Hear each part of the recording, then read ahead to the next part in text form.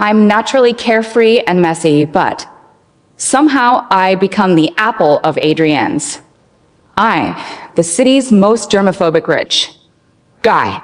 He washes his hands at least 30 times a day and even kisses through plastic wrap.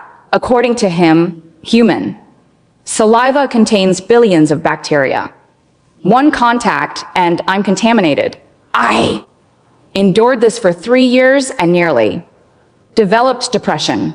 Until that day, a girl in a white shirt stood at the villa, looking at me innocently and asking, "Hi, I'm here to deliver documents to Mr. Adrien. Are you the housekeeper?" Tears immediately streamed down my face, not from hurt, but from pure joy. "Girl, you finally came? Thank you. I really thank you." Emma was clearly confused by my enthusiastic reaction. She stepped back, bit her lip, and said timidly, "Mr. Adrien said, this document is important. He'll only trust me to handle it." I get it. I totally get it. I nodded repeatedly. "Mr. Adrien will be back soon. Wait here at home." "You're not angry?" she asked, blinking her watery eyes. "Whatever. Why would I be angry? I'm thrilled." I waved my hand, walking barefoot on the wooden floor. "Feel free to look around. I'm going upstairs to pack. I'll clear out immediately." I rushed upstairs, 2 steps at a time, and pulled out my dusty suitcase. Designer gowns. Don't need. Expensive jewelry. Not taking any. I quickly stuffed a few loose, comfortable cotton outfits, grabbed 2 bags of unfinished chips, zipped it up. Perfect. 3 years of Adrienne's obsessive behavior, forcing me through 3 disinfection procedures every time I entered, getting coldly scolded for half an hour if I dropped a single crumb. Finally, someone's here to replace me. I rushed downstairs with my suitcase and saw Emma standing by the display case. She was reaching out to touch a silver-plated trophy. I gasped and quickly called out, "Hey girl, friendly warning, you should wear sterile medical gloves before touching that. Otherwise, when Adrien comes back and sees fingerprints, he'll lose his mind." Emma turned around looking at my suitcase. A cold, undisguised smirk appeared on her lips. "Lady, you don't need to be so passive-aggressive here. Your jealousy won't change the fact they're being kicked out. Lady, I'm only in my 20s, but whatever. As long as I can't escape. Call me grandma if you want." "Fine. You're young and pure. Enjoy this." Blessing. Slowly, I pulled out the suitcase handle. "This villa is yours. Now remember to stock up on disinfectant spray." I dragged my suitcase aggressively, turning toward the door. Freedom was right there. I was already planning to celebrate with spicy street food, loaded with chili and questionable oil. Just as my hand touched the door knob, the smart lock suddenly beeped. Password correct. The heavy security door slowly opened from outside. A familiar smell of medical disinfectant hit me. Adrien stood at the door, and his perfectly pressed designer suit, expressionless. His gaze moved past me to Emma, who was touching his trophy with bare hands. His brow immediately knotted into a tight frown. Seeing him return, Emma changed expressions faster, then flipping a book. Just moments ago, she was cold and mocking. Now her eyes instantly red like a startled deer. She ran over with tiny steps. "Mr. Adrien, you're finally back." Her voice trembled. With perfectly timed tears, Sarah seems unwelcome. She not only called me dirty, but wouldn't let me wear shoes inside. She said I carried too many bacteria and would contaminate this place. I stood aside, still gripping my suitcase. Handle thinking, girl, you're acting. Skills are Oscar-worthy. Seeing Adrian. Silence, Emma grew bolder. She reached out to grab his sleeve. I just came to deliver documents. Miss Sarah really hates me this much. I'll leave her. Fingertips hadn't even touched Adrian's cufflink. Adrian jerked back like he'd been electrocuted. Don't. Touch me. Adrian's voice was ice cold. Emma froze, her head awkwardly suspended in midair. She accidentally brushed against his suit jacket. Adrian's face became extremely ugly in that instant. His long fingers methodically unbuttoned his suit. That 6F Figueroa custom suit was tossed into the sensor trash can like a dirty rag. Who said you could skip the 3 disinfection procedures? Adrian pulled out a mini disinfectant, frantically pressing it into the air. His eyes darkly fixed on Emma. Your hand just touched the outside door handle, which has at least tens of thousands of e punto core bacteria. You've now transferred them to my clothes. Emma was completely stunned, her face pale, unable to say a word. Go change into sterile medical clothing. Don't appear in my sight until you've showered 3 times. Adrian delivered his ultimatum. During his scolding, I saw my chance.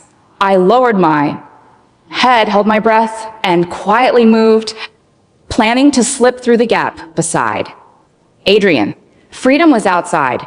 Street food was calling. Excuse me, you're busy. I'm in a hurry. I charged forward with my suitcase just as I was about to cross the threshold. A long leg and shiny leather shoes suddenly extended out. I was at full speed and couldn't stop. Bam! My suitcase crashed into his leg. Bone. I stumbled and fell onto the cold marble floor. Sarah, did I say you could leave? Adrian looked down at me, his eyes behind glasses deep as water, carrying a bone-chilling sense of oppression. I rubbed my red knee, anger flaring up. Just as I was about to confront him, I saw several black cloud bodyguards emerge behind him. Before I could react, shut the villa door tight. Take Miss Sarah's luggage back to her room. Watching my suitcase being taken away, my heart sank. Adrian approached, step by step, leaning down with an icy, Tome. wanna run without my permission? Even if you flee to outer space, I'll drag you back. The door was completely sealed, windows blocked by automatically lowered metal bars. This wasn't a home. It was a giant sterile prison. Since I couldn't escape, I decided to give up completely. At the dinner table, the silver white long table was polished too. A mirror shine. Adrian sat at the head, holding specially made silver utensils. He carefully examined each bite before putting it in his mouth. I sat across from him, not caring about elegance. I grabbed my chopsticks and went straight for the braised pork. After 3 years of restraint, my stomach craved heavy, salty meat, not Adrian's vegetables, boiled 3 times with sterile tested seasonings. Miss Sarah, lady should eat more gracefully. Emma had changed into white sterile clothing, though baggy, like a flour sack. She managed to look pitifully fragile. She sat beside Adrian, holding serving chopsticks, looking at him with shy anticipation. Mr. Adrian This is fresh flown truffle. Shall I serve you some? I chewed my pork, mumbling, girl, take my advice, eat your own food.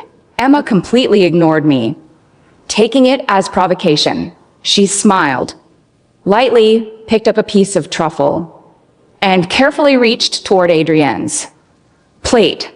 The next second, Adrienne's silver fork slammed heavily on the table. The sharp metallic clack of the silver fork against the polished marble patterned table made Emma flinch.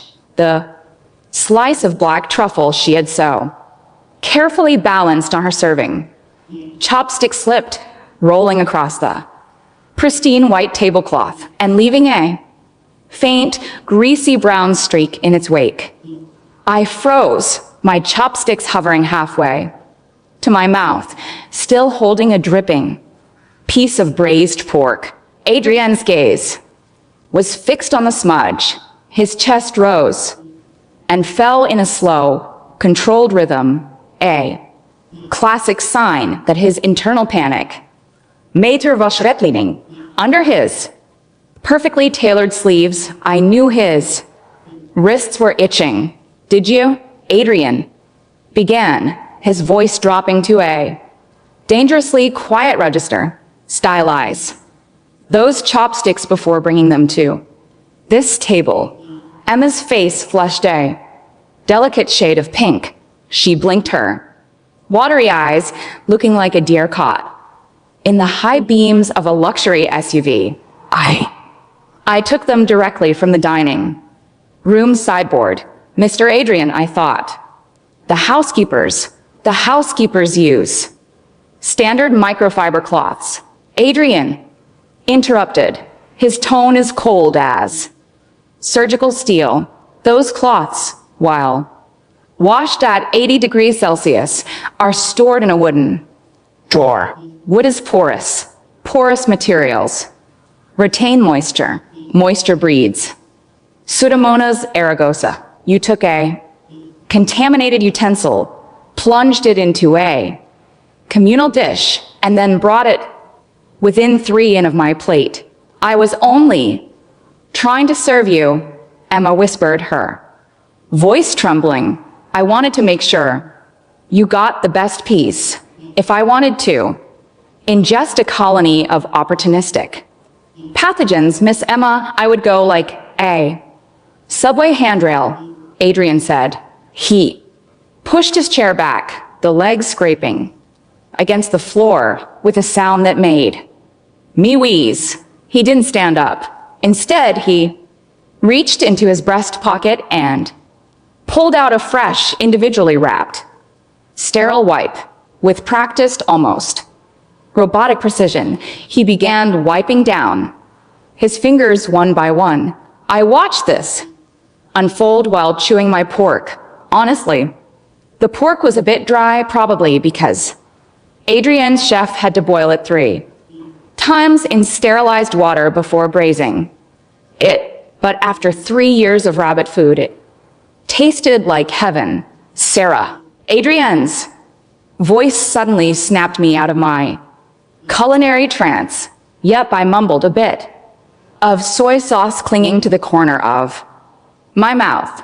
Adrienne's eyes narrowed as he looked at my face. His left eyelid gave a tiny, almost imperceptible twitch.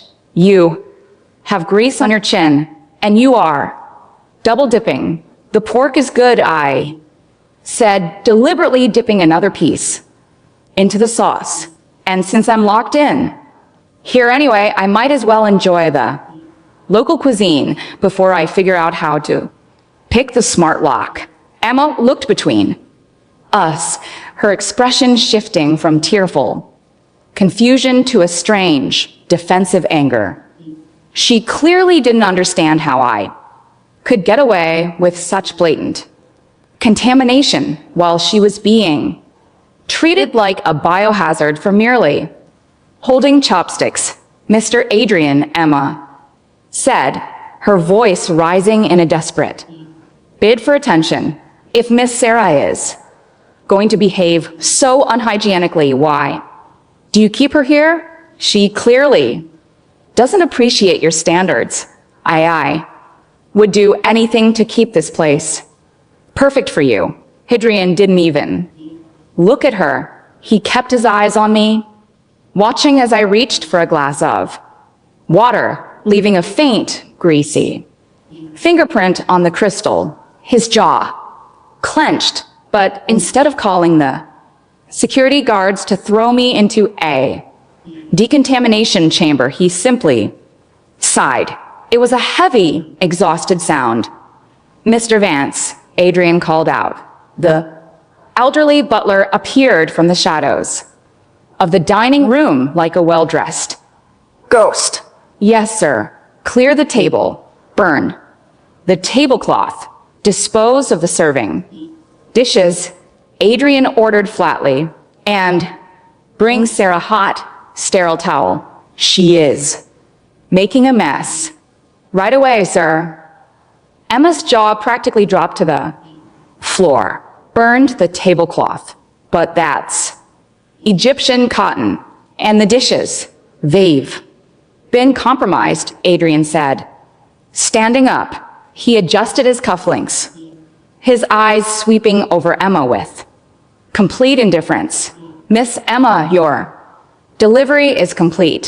However, due to your failure to observe basic sanitary protocols upon entry, you'll be quarantined in the West Wing guest room until we can verify you aren't incubating anything. Mr. Vance will provide you with the standard medical grade scrubs." "Quarantined," Emma gasped, her voice cracking. "But I have a life. I have a job at the office." "The office has a remote work policy," Adrian said coldly, "and my company owns the office. Do not make me repeat myself." With that, he turned on his heel and walked out, his steps perfectly measured, leaving behind a faint scent of eucalyptus and isopropyl alcohol. I watched him go, then looked over at Emma, who was staring at the doorway in absolute horror. "Hey," I said, tapping my glass with a knife to get her attention. "Told you should have worn the gloves." She glared at me, her innocent, watery-eyed act completely vanishing. "You think you're so smart, don't you? He treats you like an animal and you're just sitting there wagging your tail." "Actually," I said, leaning back and grabbing a handful of raw celery sticks from the center bowl, "I'm trying to escape. But since you're here now, maybe we can work out a trade." "A trade?" "Yeah." I smiled, pointing a celery stick at her. "I teach you how to survive the germ king, and you take my place so I can go eat street food in peace. Deal." The West Wing of Adrian's villa was essentially a luxury sanatorium. The next morning, I found Emma sitting on the edge of a stark white bed, dressed in oversized, scratchy blue medical scrubs. Her perfectly styled hair was pinned back, and her face was scrubbed clean of makeup. Adrian didn't allow cosmetics in the main living areas because of the microparticulate shedding of powder and glitter. She looked miserable. Her phone had been confiscated for disinfection and was currently sitting in a UV light box downstairs for a mandatory 12-hour cycle. I leaned against the door frame, wearing my favorite pair of faded, oversized sweatpants and a t-shirt with a cartoon cat on it. I was eating a bowl of cereal, deliberately letting the spoon clink against the ceramic. "Morning, trainee," I said. Emma looked up, her eyes flashing with resentment. "Don't call me that. I'm an executive assistant. I have a degree in business administration." "Great. That means you can do math," I said, walking in and sitting on the pristine desk, swinging my legs. I heard A faint hiss. The room's air filtration system adjusting to my presence. Let's do some quick calculations. Adrian washes his hands 30 times a day. Each wash takes exactly 2 minutes under. Water heated to precisely 42 degrees. That's an hour a day spent at the sink. If you want to talk to him, you have to stand exactly 4 feet away outside his personal droplet transmission zone. If you step closer, he will back away. If you touch him without warning, he will throw his clothes into the incinerator. Do you think you can handle that? Emma sat up, straighter, trying to regain her dignity. Despite the baggy scrubs, he's just sensitive. A man of his stature has to be careful. The world is full of people trying to get close to him for his money. It's natural he has boundaries. Sweetheart, those aren't boundaries. That's a fortress built of Lysol. I laughed. But hey, if you think you've got what it takes, let's start with the basics. The entry protocol. I pulled a notebook out from behind my back and tossed it onto the bed. It was filled with my messy handwritten scribbles. 3 years worth of survival notes. What is this? She asked, picking it up. Daintily, the Holy Grail, I said. The 3-stage disinfection procedure. Phase 1, the air shower. You stand in the chamber at the entrance for 90 seconds while high-pressure heat filtered. Air blows off any loose dust, hair, or dander. Phase 2, the chemical mist. It's a mild organic disinfectant that smells like sour apples. It ruins silk. By the way, so don't wear anything expensive when you come in. Phase 3, the shoe exchange and hand scrub. You must use the chlorhexidine soap. The standard lavender stuff is a no-go. Emma turned the pages, her eyes widening as she read my notes. You actually do this every time you go mail a letter. Why do you think I stopped leaving the house? I sighed, looking out the window at the beautiful manicured gardens below. It's a beautiful prison, but it's still a prison. For the first year, I tried to comply. I washed my hands until they bled. I wore the gloves. I let him spray my hair with sanitizer.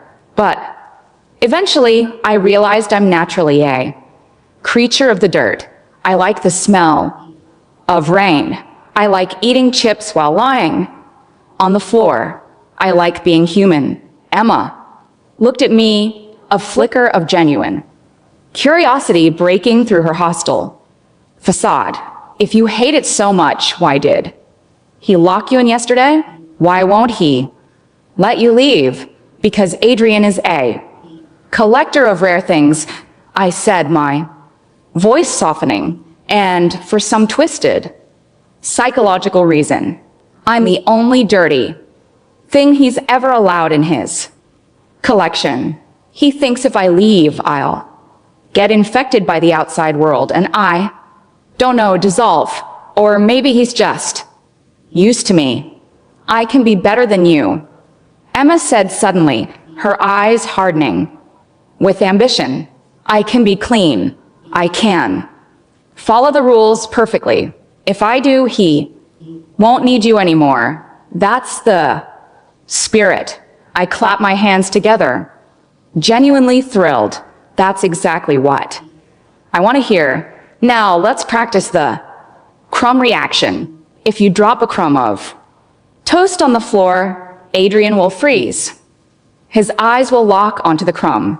You have exactly 5 seconds to retrieve it with a sterile adhesive strip before he calls in the room sterilization team. Let's practice. Here's a piece of my cereal. I dropped a small dry loop of grain onto the spotless floor. Emma stared at it, then scrambled off the Bed, dropping to her knees to grab it. With her bare fingers. Stop, I yelled. Bare hands, direct epidermal contact. With a floor that hasn't been mopped in. 3 hours. You just failed. Adrian would have had a stroke. Emma looked at her. Fingers, then at the floor, her face. Pale. For the next 3 days, I put Emma through germaphobe boot camp. I taught her how to fold towels to Adrienne's exact specifications. The seams must face inward, aligned with the magnetic poles. Okay, not the poles, but it felt like it. I taught her the correct angle to hold the vacuum cleaner to avoid kicking up micro dust. I even taught her the specific frequency of his favorite white noise machine. Emma was highly motivated. She wanted the billionaire, the luxury villa, and the status. She took notes. She practiced her posture, and she wore her medical scrubs like they were high fashion. Meanwhile, I started my campaign of passive, aggressive chaos. If Adrian wouldn't let me leave, I would make him want to throw me out. On Tuesday, I ate a bag of barbecue potato chips in his pristine, leather-bound study, deliberately leaving a trail of orange dust on the armrest of his custom chair. When Adrian walked in and saw the orange residue, his face went through 3 distinct shades of pale. He stopped dead in his tracks, his hand clutching his pocket where he kept his emergency sanitizer. Sarah, he whispered, his voice shaking. What is that? BQ, I said, licking my thumb with a loud schlip sound. Want some? They're really savory. You brought synthetic food coloring and hydrogenated vegetable oils into the sanctuary, he said, his eyes wide behind his glasses. The oil will seep into the leather. It will attract dust. The dust will carry dust mites. The dust mites will have a great party. I finished wiping my orange hand directly onto my sweatpants. Listen, Adrian, I'm a slob. You know this. It's in my DNA. You can't sterilize the messy out of me. Why don't you just let me go? Emma is right. Downstairs, she's been practicing her towel folding. She's practically a walking bottle of bleach. Adrian looked at the orange smudge, then at my face. He took a slow, deep breath, pulling out his sanitizer and spraying the air around him. Mr. Advance, he called out, his voice returning to its usual cold, commanding tone. Yes, sir. The butler appeared instantly. Call the leather restoration specialists. Have them reupholster this chair in Greya. Sterile vinyl. And Adrian paused, his gaze lingering on my messy hair and my stained pants. Brings Sarah another bag of those chips. The salt content is too high, but she looks pale. I stared at him, my mouth slightly open. Wait, you're not going to yell at me? You're not going to throw me out? I have already factored your chaotic behavior into my weekly risk assessment, Adrian said, adjusting his glasses. Your presence, while biologically hazardous, provides a necessary stimulus to my immune system. You are my controlled exposure. Now clean your fingers. It is irritating my sensory nerves. He turned and walked out, leaving me utterly baffled. Controlled exposure? I was a human vaccine. This was getting ridiculous. By Friday, the tension in the villa had reached a boiling point. Emma was growing increasingly frustrated. Despite her perfect adherence to the rules, Adrian barely acknowledged her existence. She had passed her quarantine with flying colors, but to Adrian, she was still just a foreign entity, a potential source of unmapped bacteria. I, on the other hand, was growing desperate. The metal bars on the windows were still there, and the smart lock code was changed daily. I felt like a very pampered, very bored golden retriever. That night, around 2 a.m., my stomach started rumbling. I slipped out of my bedroom, barefoot and quiet, heading down the long, dimly lit marble corridor toward the kitchen. The house was dead, silent, saved for the faint ambient hum of the central air purification system. I opened the pantry and grabbed a cup of instant spicy ramen, the ultimate MSG. Loaded comfort food that Adrian had banned from the house 3 years ago. I had smuggled a secret stash inside a hollowed out orthopedic pillow. I boiled the water, poured it in, and sat on the kitchen counter, swinging my legs while waiting for the noodles to soften. The smell of artificial beef broth and chili oil filled the sterile kitchen. A glorious rebellion against the eucalyptus-scented air. Suddenly I heard a rustling sound coming from the direction of Adrian's study. I paused, my plastic fork halfway to my mouth. Is it Vance, or maybe a very clean burglar? I slid off the counter and crept down the hallway, keeping my footsteps light. The door to Adrian's study was slightly ajar, a warm light spilling onto the dark hardwood floor. I peeked through the crack. Emma was in there. She wasn't wearing her medical scrubs. Instead, she had somehow managed to retrieve a silk dress from her luggage, a deep red, form-fitting thing, and her hair was down in soft waves. She had applied a heavy, sweet-smelling perfume that drifted through the crack in the door, making my nose tickle. She was standing close to Adrian, who was sitting at his desk, staring at a laptop screen. Mr. Adrian, Emma said, her voice dropping into a low, breathy register. I've reviewed the documents you asked for. I made sure to sterilize each page with a UV wand before bringing them up. Adrian didn't look up from his screen. Thank you.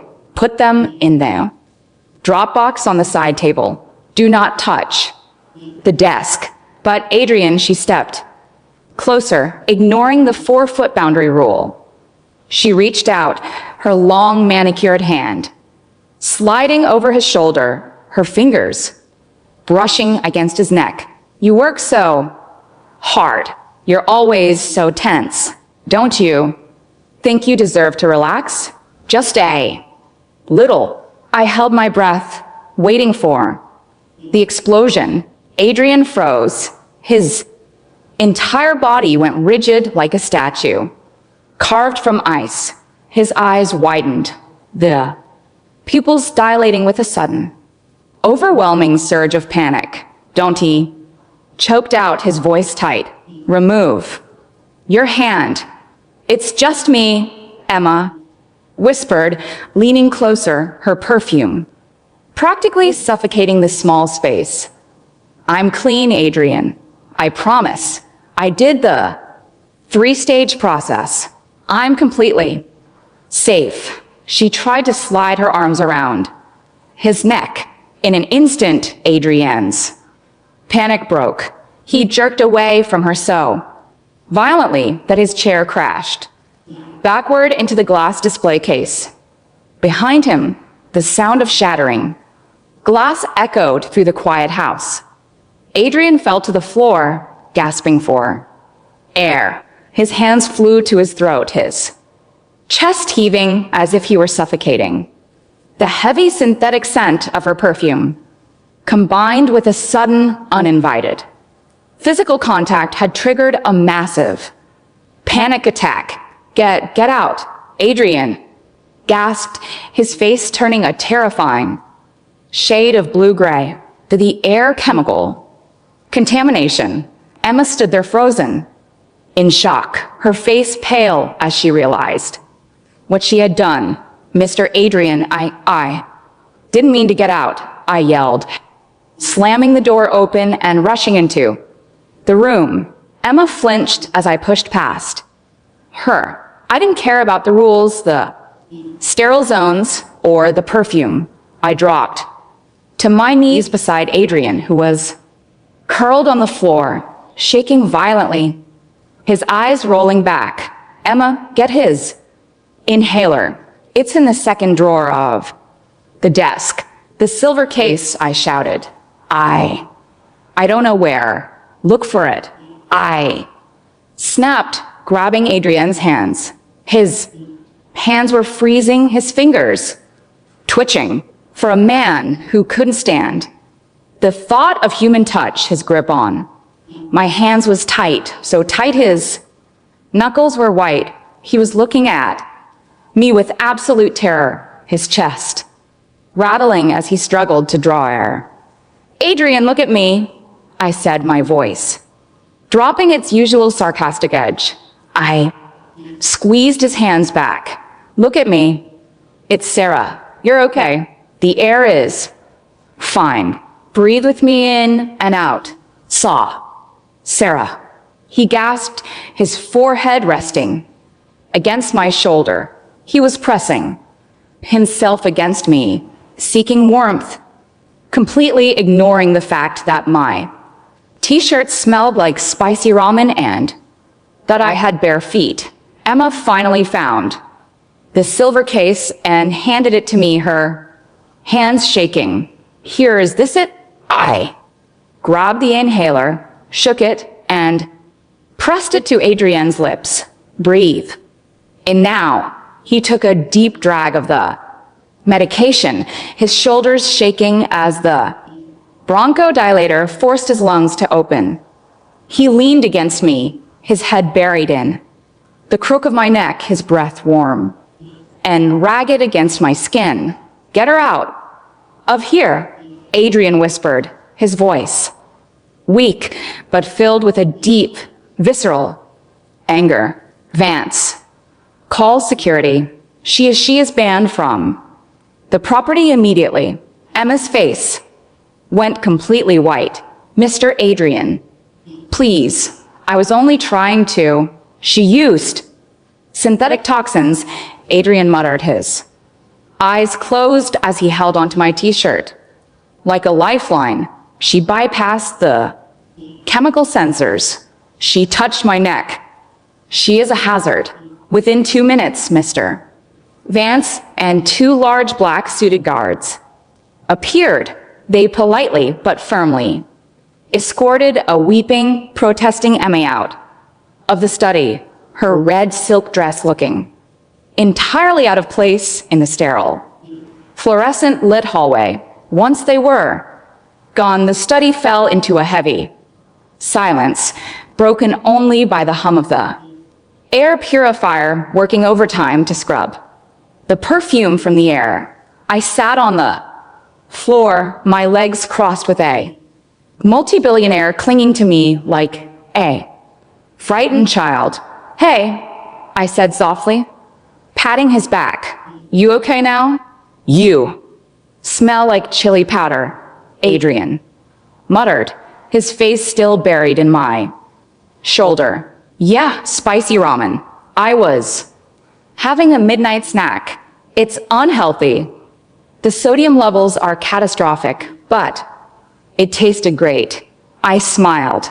Are you going to throw me into the decontamination chamber now? I touched you. I'm practically covered in E. coli from the kitchen counter. Adrian slowly lifted his head. His glasses were slightly crooked and his hair, usually styled to perfection, was messy and falling into his eyes. He looked surprisingly human. Your bacteria, he said, his voice quiet and serious, are mapped. I told you my immune system knows you. When you touch me, my body doesn't fight it. But her, she was foreign. She was noise.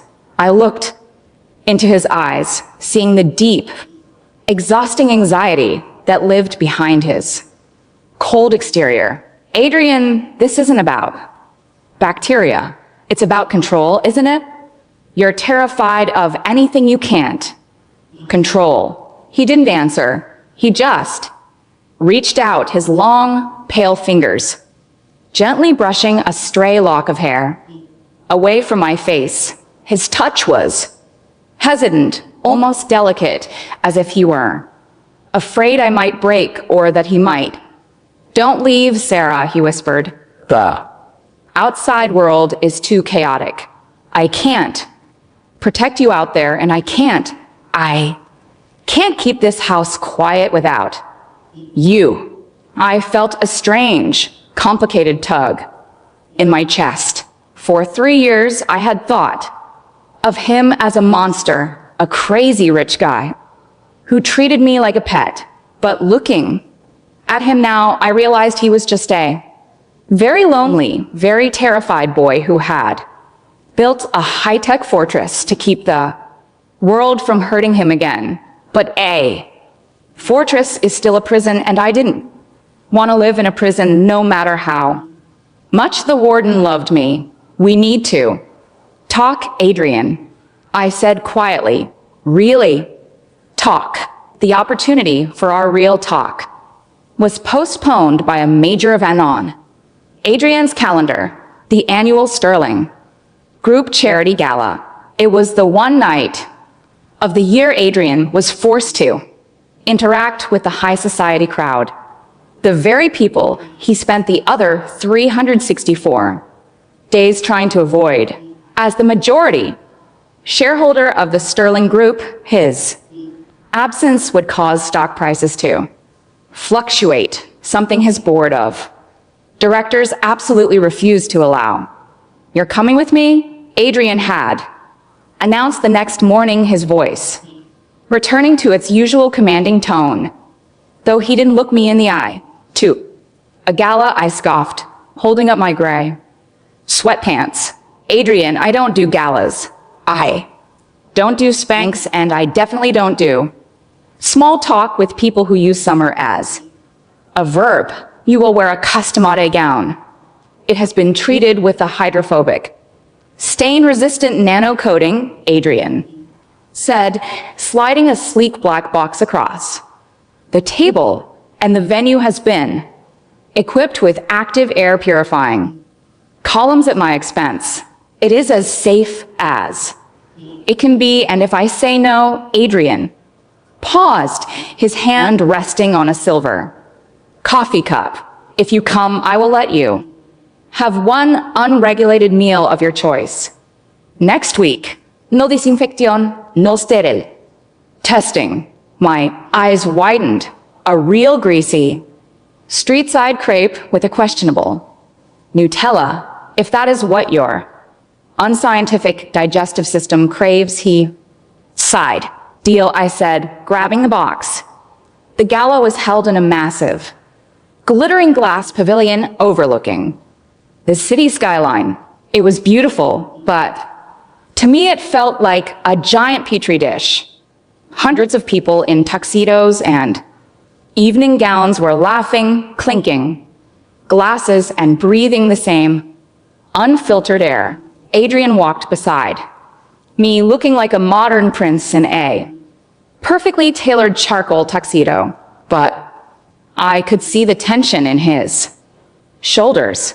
His hands were clad in thin, elegant black leather gloves, and he kept his arms slightly bent, avoiding any accidental contact with the passing guests. I was wearing the custom gown, a deep emerald green silk that felt incredibly soft despite the nano coating. As we entered the main hall, a whispering murmur rippled through the crowd. Is that Adrian Sterling? He actually brought a date. Who was she? I've never seen her in the social registry. I kept my head high, but internally I was counting down the minutes until I could get my crepe. Suddenly, a familiar figure blocked our path. It was Emma. She was wearing a stunning Isa blue gown that must have cost her several months' salary. Her hair was styled in an elaborate updo, and she was standing next to an older, distinguished-looking woman with a face so tightly pulled back by plastic surgery. She looked perpetually surprised. Mr. Sterling, the older woman spoke, her voice dripping with artificial warmth. How wonderful of you to join us, and you brought a guest. Mother, Adrian said, his voice dropping several degrees. I didn't expect you to return from Zurich so soon, Mother. I looked at the surprised looking woman. So this was the legendary Victoria Sterling, the woman who had reportedly raised Adrian in a sterile mansion and fired any nanny who allowed him to play in the dirt. Suddenly, Adrian's issues made a lot of sense. Emma stepped forward, a cold, triumphant smile on her lips. Hello, Miss Sarah. I see you managed to find something to wear that doesn't have food stains on it. Victoria Sterling looked me up and down with obvious disdain. So, this is the girl you've been keeping at the villa, Adrian, the one who refuses to comply with basic family standards. Emma has told me all about her. It's a miracle you haven't contracted sepsis. Adrian's grip on my elbow tightened slightly, but his voice remained perfectly calm. Emma was dismissed for a serious breach of protocol and security. Her presence here is a violation of my personal boundaries. Oh, don't be so dramatic, Adrian. Victoria sniffed. Emma is a lovely girl from a good family. She understands the importance of keeping things orderly, unlike this one. She pointed a manicured finger at me. She looks like she belongs in a public park, not a Sterling gala. I felt a surge of anger, but before I could speak, Emma made her move. She stepped closer to me, holding a glass of rich, dark red Cabernet Sauvignon. It's such a pity, Sarah. You really don't belong here. Let me help you find the exit. As she spoke, she tripped on the train of her gown. It was a classic, clumsy move. The red wine in her glass flew directly toward my emerald green dress. A collective gasp went up from the surrounding guests.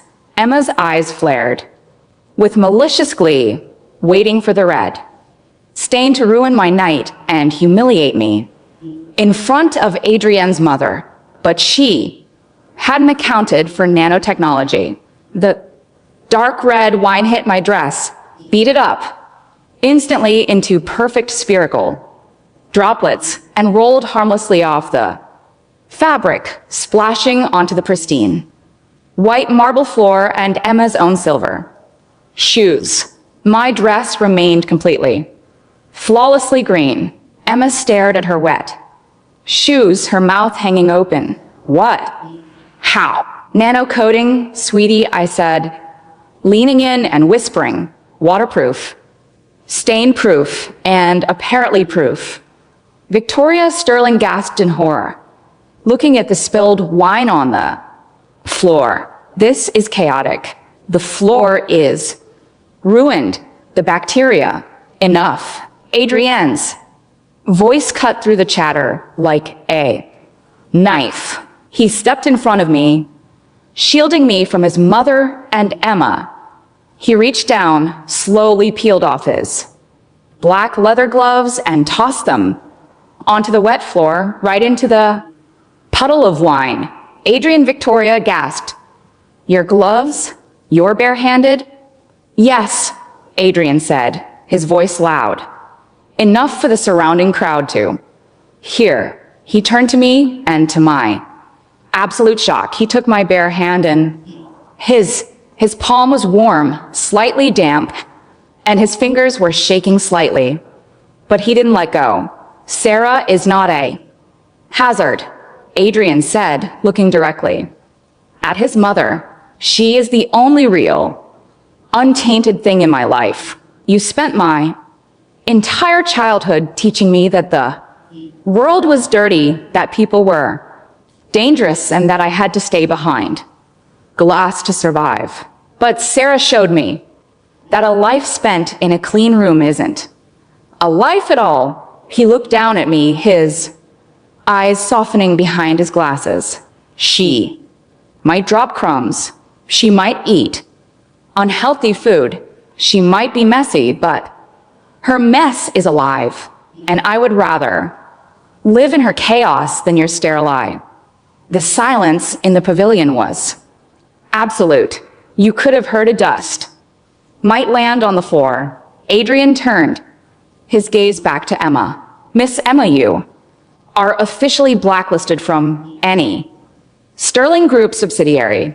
And Mother, if you ever speak to Sarah in that tone, again, I will withdraw my funding from your foundation. With that, Adrian squeezed my hand, turned us around, and walked us out of the gala. He didn't look back. He didn't put on new gloves.